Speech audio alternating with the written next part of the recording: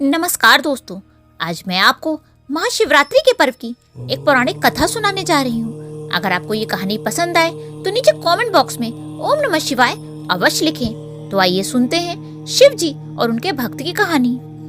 किसी गांव में एक लोहार रहता था। वह बहुत गरीब था, लेकिन वह भगवान शिव का बहुत बड़ा भक्त था।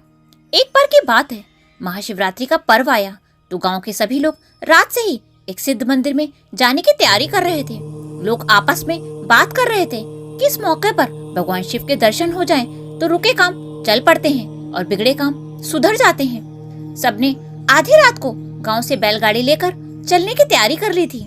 उस मंदिर में दूर दूर से लोग आते थे। महाशिवरात्रि पर्व पर भीड़ बहुत ज्यादा होगी, ऐसा सोचकर सभी लोग आधी रात से ही वहां पहुंचने लगे थे। सबकी अपनी अपनी परेशानी थी। सब भगवान शिव के दर्शन करके अपना दुख दूर करना चाहते थे। गांव से 10 बैलगाड़ी जा रही थी। वह लोहार भी उनके साथ जाना चाहता था, लेकिन किसी भी बैलगाड़ी में उसके लिए जगह नहीं बची। तो उसने मन ही मन में निश्चय कर लिया कि कुछ भी हो जाए वह भगवान शिव के दर्शन तो अवश्य करेगा। हालांकि उसकी कोई मन्नत नहीं थी, परंतु भगवान शिव के दर्शन से वह अपना जन्म सफल करना चाहता था। इसलिए मंदिर जाने के लिए वह पैदल ही चल पड़ा। ऐसा लगता कि मानो वह रबड़ का रास्ता है, जितना चलता उतनी ही दूरी बढ़ती जाती थी। आधी रात से ही वह लोहार चल रहा था। सुबह होने वाली थी।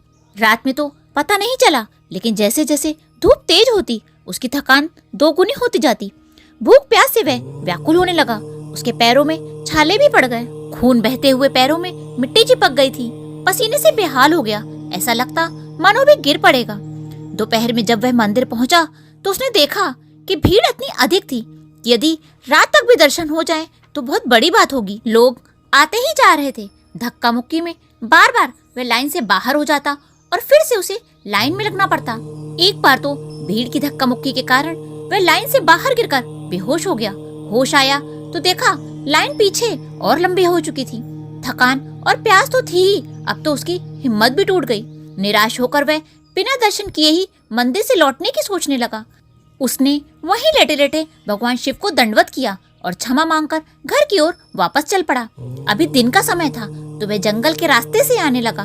जंगल में झाड़ियों के पीछे एक भगवान शिव का पुराना मंदिर था। वहाँ कोई भी आता जाता नहीं था।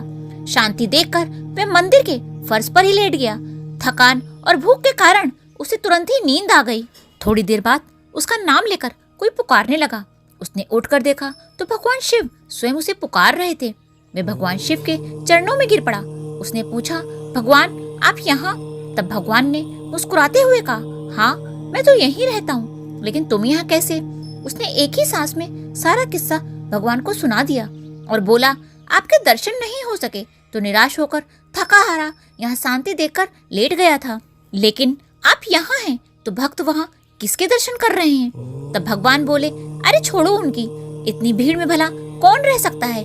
जहाँ शांति का निवास वहाँ भगवान का वास। वहाँ ना तो सांस ले सकता हूँ न ध्यान लगा पाता हूँ। तुम तो जानते ही हो मैं ठहरा योगी।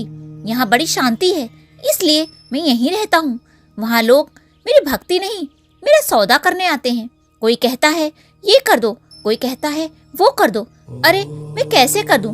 यदि सब कुछ मुझे ही करना होता तो मैं तुम्हें कर्म करने का अधिकार क्यों देता? तुम कर्म करो, फल मैं दूंगा, लेकिन सब मुझसे ही कर्म करवाना चाहते हैं। रही बात तुम्हें दर्शन देने की, तो तुम्हारे मन में कोई इच्छा नहीं थी। तुम तो सिर्फ मेरा दर्शन करना चाहते थे, तो मैंने तुम्हें दर्शन दे दिया। अब जब तुम मुझसे मिल लिए तो परंपरा के अनुसार मुझे तुम्हें कुछ वरदान देना होगा। मांगो, तुम्हें क्या चाहिए? तब वह लोहार बोला, भगवान मुझे कुछ नहीं चाहिए, बस आपके दर्शन चाहिए थे, सो मिल गए। मेरा जीवन कृतार्थ हो गया। मुझे जो चाहिए था वह तो आपने बिना मांगे ही दे दिया। तभी अचानक से उसकी नींद खुल गई और देखा तो मंदिर में कहीं कोई नहीं था। बस एक पुराना सा टूटा फूटा शिवलिंग था, लेकिन उसके पैरों की थकान दूर हो चुकी थी। उसके पैरों के घाव भर गए थे। उसने भगवान शिव को प्रणाम किया और खुशी खुशी ओम नमः शिवाय कहता हुआ अपने घर वापस आ गया। बोलो शिव शंकर भगवान माता पार्वती की जय।